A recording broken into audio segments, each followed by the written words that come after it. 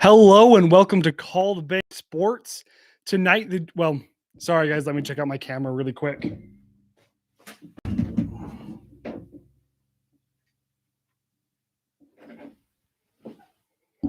Hopefully that's better. Sorry about that.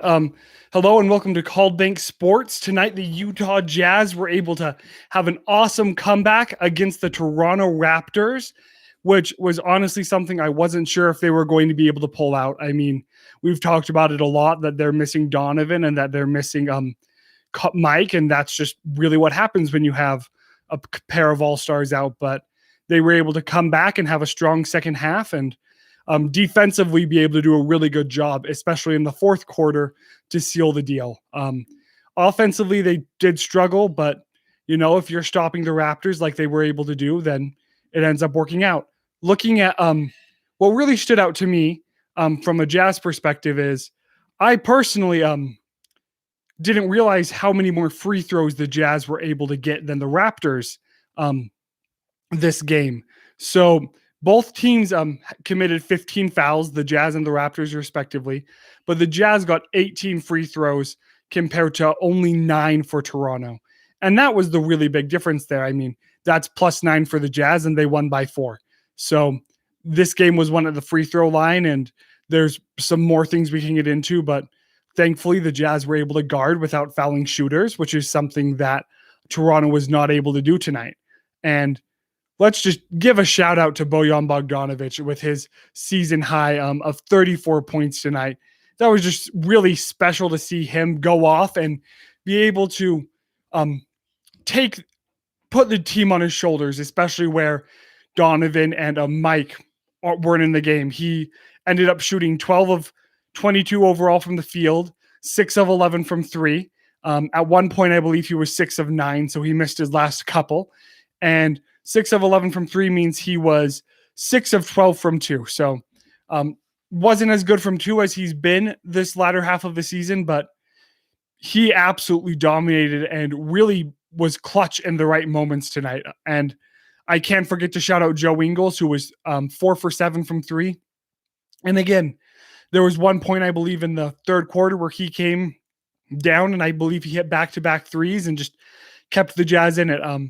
The Jazz were down by 10 at one point, and it's hard to come back from double digits, especially against Toronto, who is a pretty good team. They've struggled a lot, but they do have a positive point differential despite their terrible record. So they have shown that they can consistently score more points overall than the other team.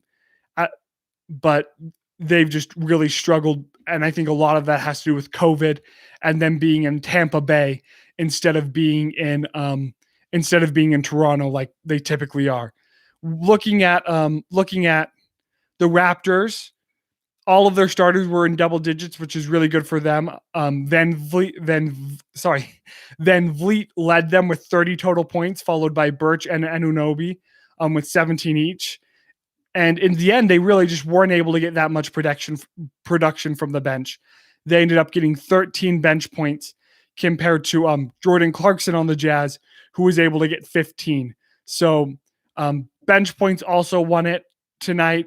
Niang struggled from 3. He went 1 for 5, and Niang was barely not able to get double digits, going 3 for 5 from 3 and ending with 9 points.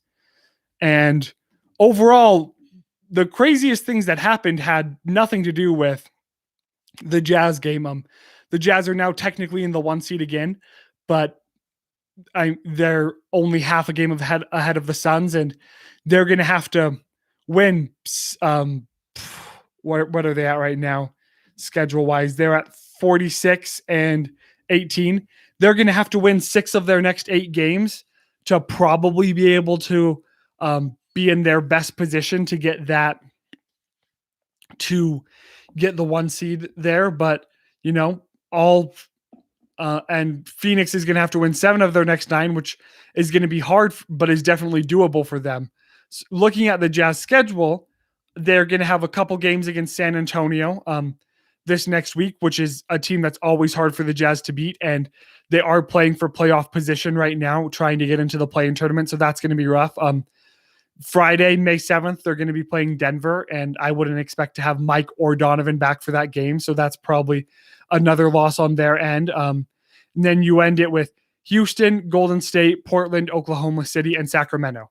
So even without Mike and Donovan, the Jazz are definitely capable of coming back. And there's only one game down the stretch that I think they should, that they don't have a chance of winning, and that's against Denver. So looking at it, the Jazz definitely have a chance at keeping the 1 seed.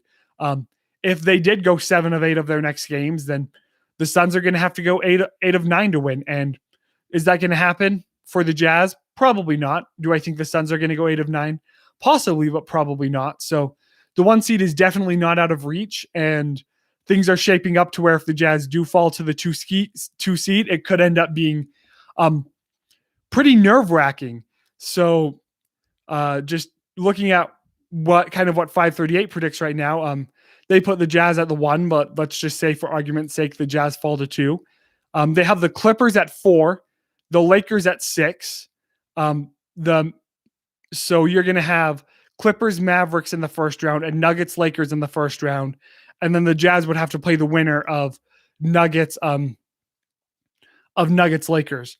Best case scenario for the Jazz would be that the Clippers end up taking a game and end up in the 3 seed, or that the Lakers end up taking a game and end up in the 5 seed, and it's a Lakers-Clippers matchup in the first round. So really, I just have a hard time seeing a scenario where the Jazz aren't going to be elected, but when the second round is going to be matchups where no one's would be disappointed if those were the conference finals, it's going to be hard for Utah to pull it out and to get a win.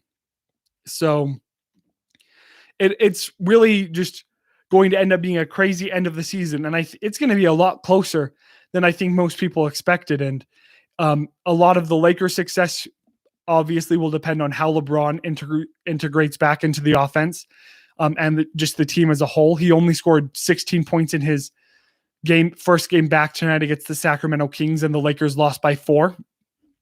So from that perspective, he's definitely going to have to do a lot better, and I'm sure he will improve significantly as he gets back into a rhythm and gets back into the swing of things. So I'm saying so way too much, but it's really crazy. And my biggest takeaway from tonight is that the Jazz really do need to work on not turning over the ball. To be fair, Toronto is one of the best teams in the league at forcing turnovers. So that's going to happen. Especially when you play a team where that's how they play defense, is forcing turnovers. The Jazz turned the ball over 20 times. I believe they gave up 29 fast points off turnovers, which is absolutely ridiculous, especially compared to sorry, I got turned around on where those stats were on my monitor. Let me find those really quick. I apologize. That's 21 total turnovers. They gave up 29 points off of turnovers, and compared to the Jazz getting 10, the Jazz forcing 10 turnovers on the Raptors and only getting 15 points off of that. So that really could have cost the Jazz the game, and they were lucky enough to be fouled enough on enough shots or in the bonus, and that was able to make lead to them barely pulling this one out down the stretch. But thankfully, the solid defense was able to help them win it. Will Jensen says, Suns have a pretty easy schedule for the rest of their season. They do. I think I'll pull it up really quick. So the thing is, they have a pretty easy schedule. They are back on the road, and they did definitely show that they had success on the road playing some really solid teams in the East. So while technically they have a harder schedule than the Jazz, the only player I believe they're missing of consequence is Jay Crowder, and missing Jay Crowder is big, but not as big as missing Devin Booker or Chris Paul. So they're going to play Oklahoma City, Cleveland. Then they're going to be at Atlanta, which Atlanta is going to want to win for playoff positioning there, but obviously the Suns are better. Then at New York, at the Lakers. So versus New York, and then at the Lakers, and then Golden State and Portland. So the thing about the rest of the games for the Suns, they ended with a back-to-back against the Spurs is once they play Oklahoma City and Cleveland these next few days, then the last 7 teams they play are all fighting for playoff position, compared to the Jazz, who of their last 8 games, only 5 of those teams are fighting for playoff position. So the Jazz do have a few more games where hopefully the other team is going to just intentionally lose the game and give the Jazz a win. I did think that was going to happen in the Minnesota games, though. And obviously, it's those 2 games that are going to be, and while obviously you have to look at the season as a whole, those 2 games in my mind stick out the most as why the Jazz will lose the 1 seed more likely than not, which really stinks. But, such is life and such is basketball.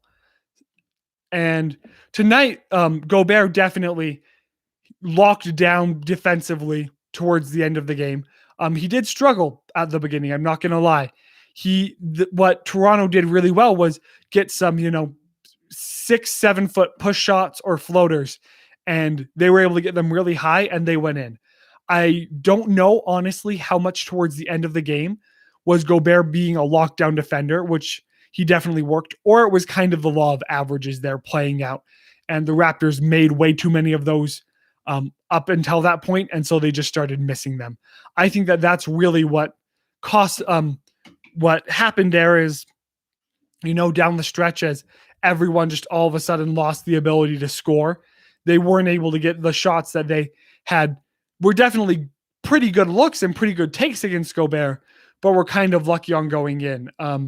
If I zoom into the pace rate, so the Jazz last scored at, let's see, and it looks about, I can't get, let me go to the play-by-play here. Sorry guys, this is a bit clunkier than I want, but I think it's really interesting just what happened to both teams' offense towards the end of the game. So Jazz get to 103 at the 3:48 mark and take a 5-point lead over Toronto. So that was, what did I say there? That was 3:48. So just under 4 minutes left in the game. At 41 seconds left, the Raptors score. So there was over 3 minutes of scoreless basketball for both teams. Then the Jazz score with 24 seconds left to take another 5-point lead. And then after that, it just ended up being a quick, fast break for Toronto, who did score there. But then it was a game of hack a Jazz man, and the Jazz were able to pull it out. So that shows how stagnant the offense became, but also how consistent the Jazz defense was. Toronto was definitely having their way with the Jazz in the first half. They put up 62 total points compared to the Jazz 56.